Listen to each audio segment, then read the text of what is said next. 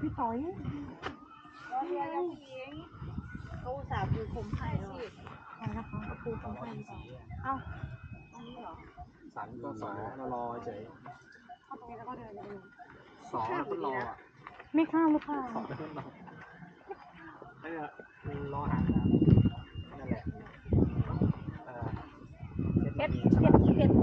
ม่จ๋าไม่เอาเลยนะยอหญิงกะลันยอหญิงกะลันเนี่ยนี่ค่ะนี่จะเขียนแบบมีถ่ายไหมอยากเข้าข้างในชื่อเขาอ่ะ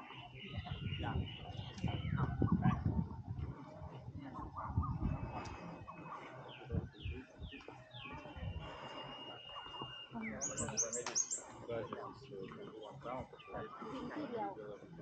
ที่ไหน ก็พิมพ์แล้วก็แจกทั่วทุกวัน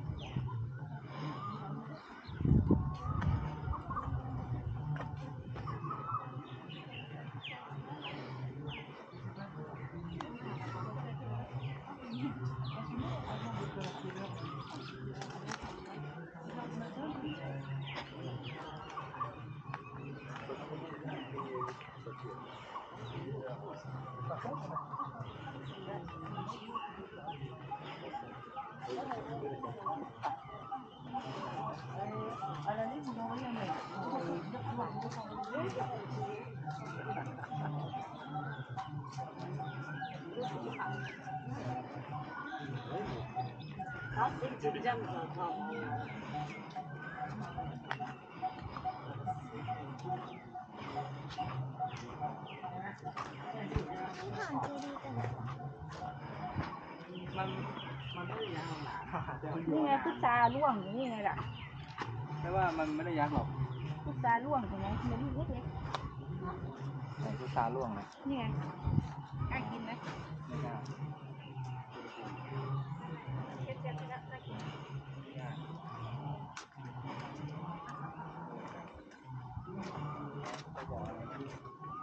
เด็ก เก็บห้าม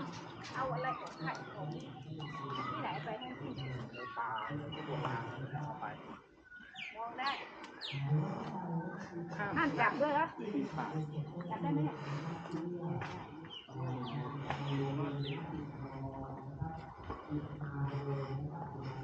จะดูมันไหม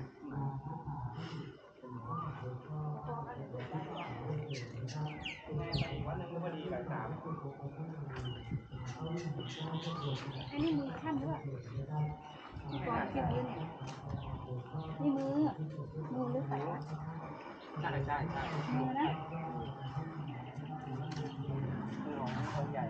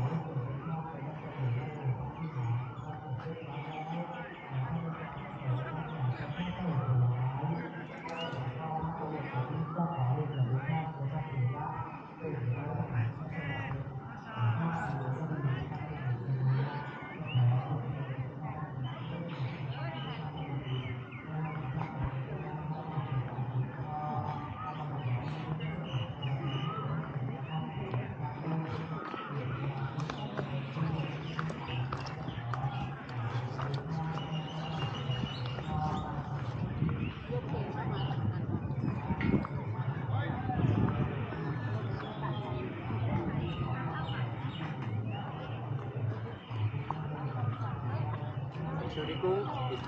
ja, Sie machen vorher Fotos. Ich begleite Sie danach in eine Entspannungshalle von der Ruine. Mindestens, damit man schon schöne Schatten bekommt.